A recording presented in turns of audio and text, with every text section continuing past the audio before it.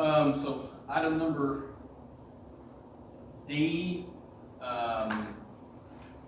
we will talk about a little bit, but mostly procedural. We are not going to get into any complaints. So we have received a formal written complaint. It was received on the 12th of July. So we need to assign an investigator, which from reading the rules, and so really the only thing I'm going to talk about are the rules, just to make sure that the whole board is up on what those rules are. So let me go through this real quick.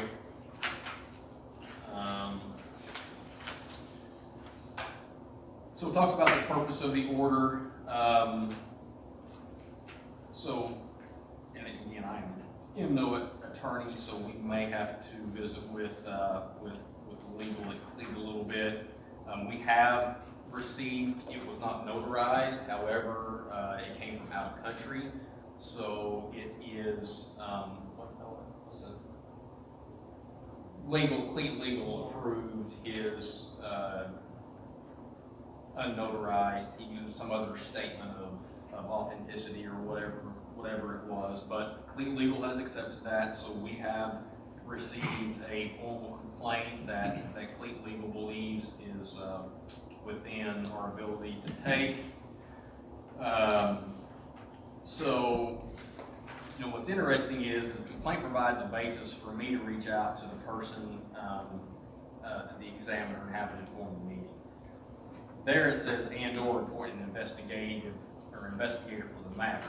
However, if you turn to page 16 on selection of an investigator, it says the board shall select a licensed polygraph examiner to investigate complaints. So I'll be honest with you, that's a shall, and this other is only a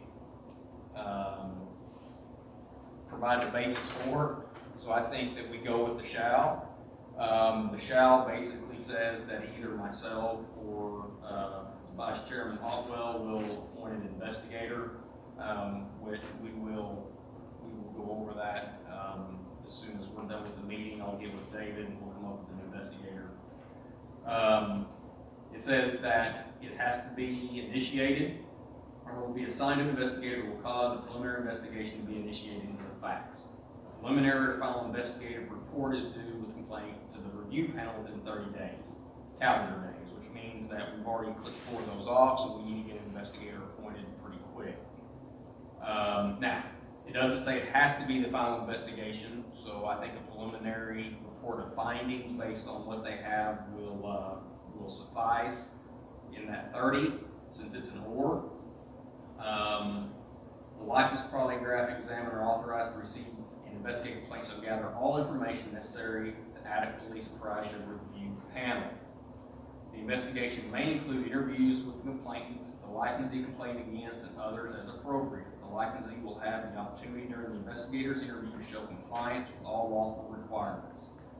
Gathering information to assist the board in its disposition of complaints is the only designated function of the investigator during the conduct of the investigation.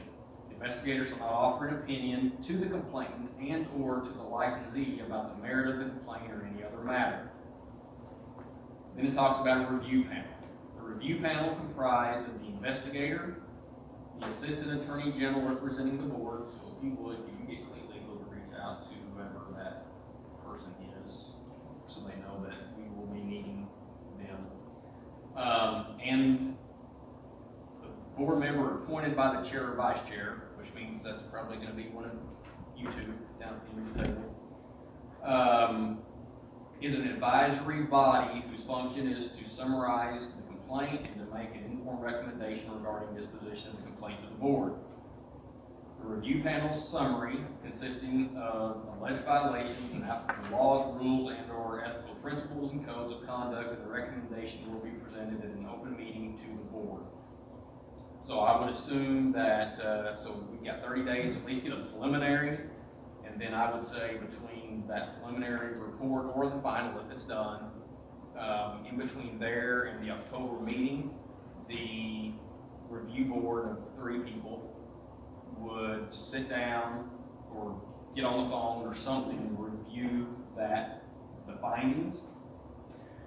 And it says, during the review panel's presentation, the complainant and licensee complained against will be given prior notification by mail of the date, time, and place of such meeting. So we would have to reach out to Mr. Maschke and Mr. Kelly for let them know.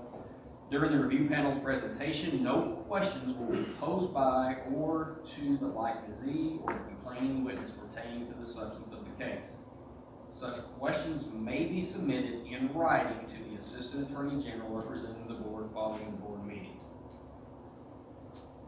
Upon considering the basis of the complaint, the circumstances of the alleged violation, the summary and the recommendation of the review panel, or a combination of these, the board may decide not to pursue further the allegations and may dismiss the complaint by any approving vote of a majority of the members present in the open meeting.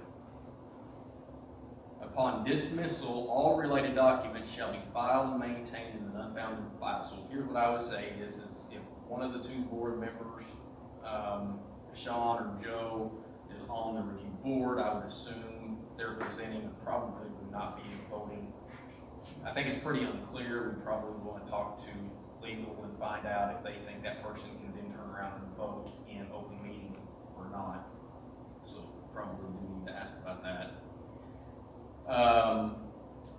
In some situations, including but not limited to cases where the inquiry or complaint does not allege conduct punishable by suspension or revocation, the matter may be handled informally.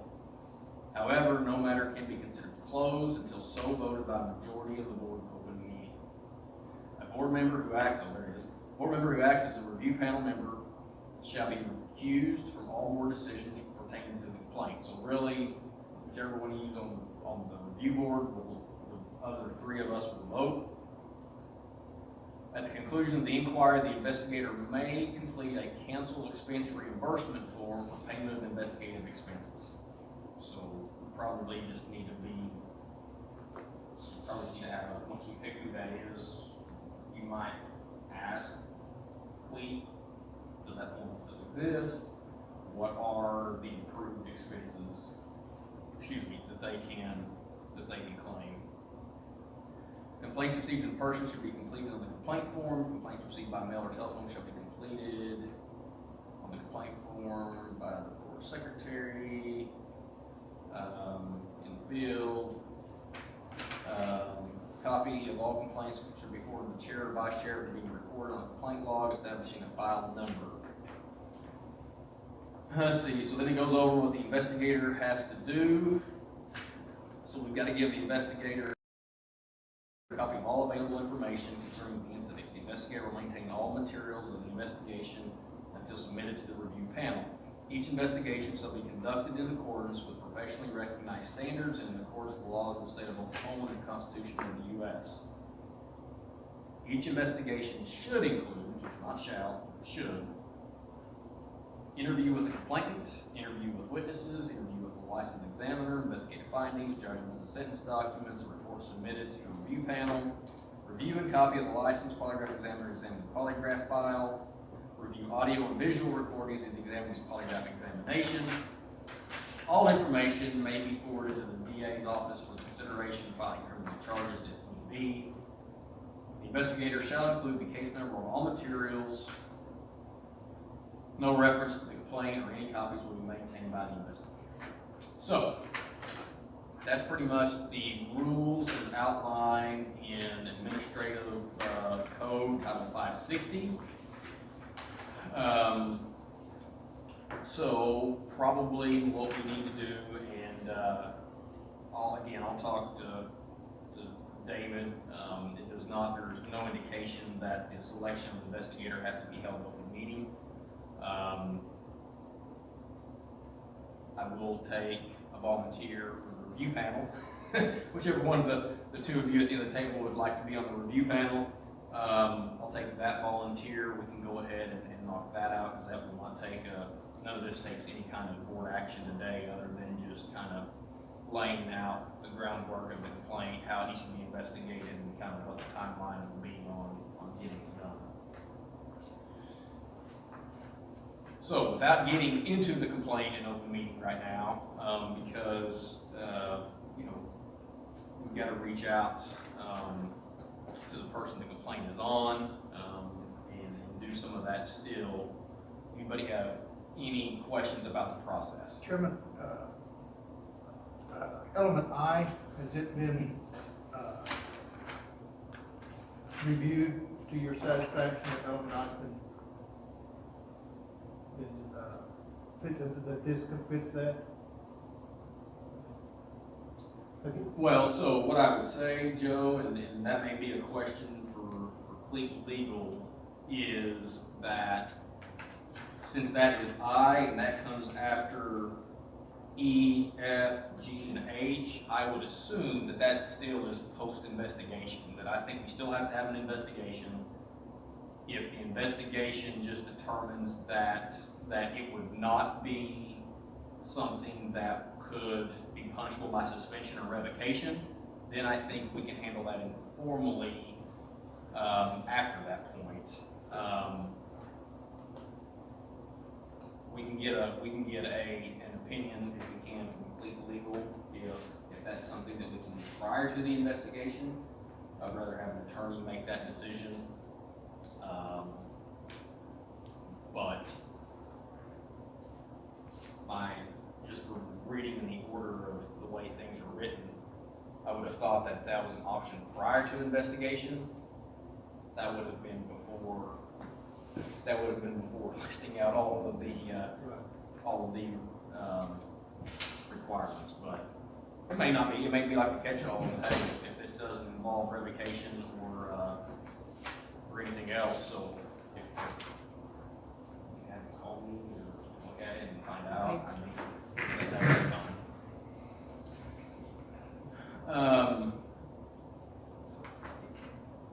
Anybody have any other? We have a volunteer? You know the review board? Okay. Shawn will be on the review board. I'm sorry, I'll do the investigation. Well, so you can't do the investigation. Because here's the problem. Okay. Yeah, so you'll be on the review panel. So you will be on the review panel that will consist of you, the investigator, and the assistant AG assigned to the board. So we'll come up with an investigator. Because the problem is if you're the investigator and then you won't have any people vote. Understood. So The only requirement for the investigator is they can be a licensed polygraph.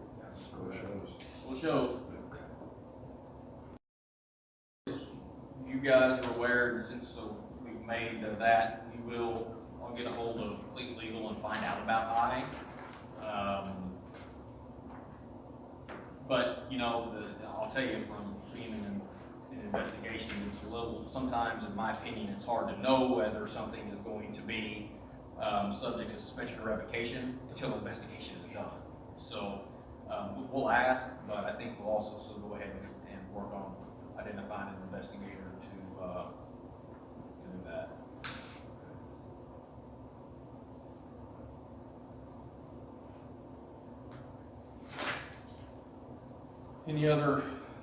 Any other questions about that discussion?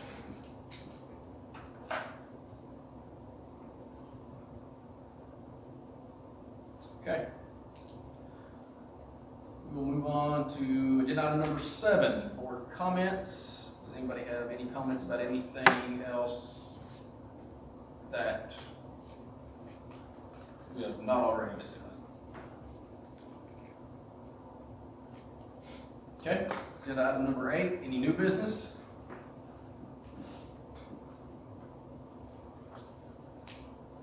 Agenda item number 9, any public comments?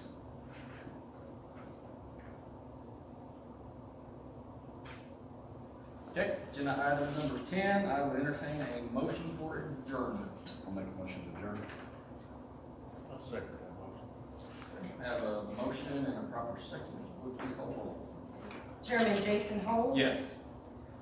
Vice Chairman David Otwell. Yes. Member Joel Frank. Yes. And Member Shawn Ward. Motion carried.